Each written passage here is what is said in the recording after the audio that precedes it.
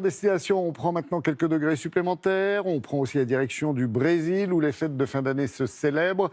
Les pieds dans le sable. Bonjour Fanny. On a troqué donc la traditionnelle carte de Noël contre la carte postale de rêve, mais la magie est bien au rendez-vous. Oui, vous savez, ici au Brésil, dans les rues de Rio, par exemple, il n'y a presque pas de décoration de Noël. Mais ce ne sont pas nos 40 degrés qui vont nous empêcher de célébrer Noël, nous aussi. Direction Maceió, dans le nord-est du pays, où là-bas, vous allez voir, on sait ce que c'est que la magie de Noël version tropicale. Alors, bien évidemment, le Covid essaie de se faire un petit peu oublier en ces périodes de fête. Alors, tout en respectant les distances et en évitant les agglomérations, la ville organise sa traditionnelle fête de Noël. C'est un reportage réalisé par Louise Rollet. Une eau bleu turquoise et des plages de sable fin. Ce ne sont pas les Caraïbes, mais on s'y croirait presque.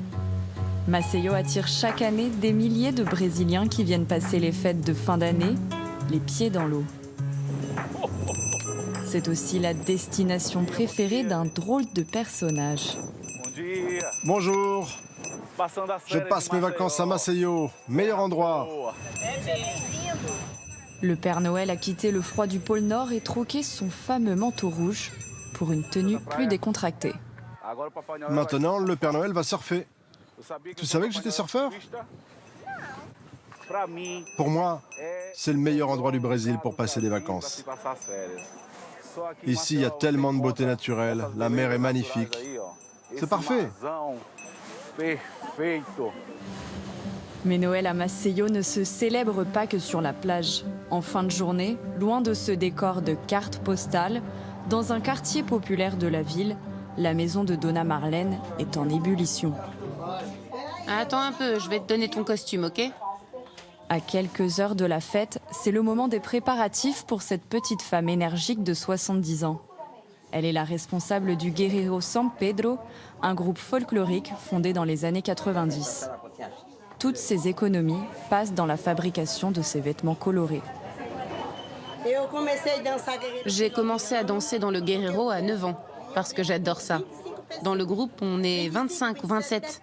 Aujourd'hui, tout le monde n'est pas présent à cause de la pandémie, et ceux qui viennent ont un peu peur. Mais je vais faire cette représentation tranquillement. Dieu est avec moi. Sous leurs imposants chapeaux en forme de cathédrale, ce groupe perpétue une tradition née au début du XXe siècle de la fusion de différentes fêtes catholiques. Un folklore typique de l'État d'Alagoas est considéré ici patrimoine historique. C'est une tradition de fin d'année où nous célébrons la naissance de Jésus, nous rendons hommage au roi mage et nous prions Dieu.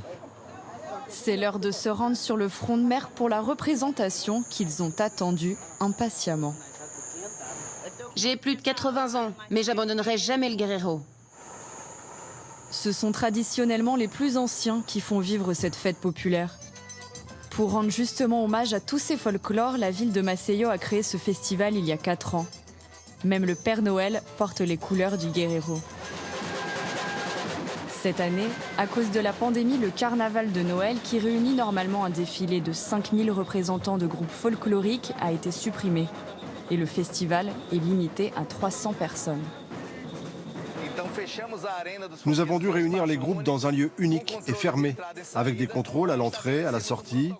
On a mis en place un protocole de sécurité spécifique pour que la population de Maceió et les touristes puissent profiter de notre culture populaire.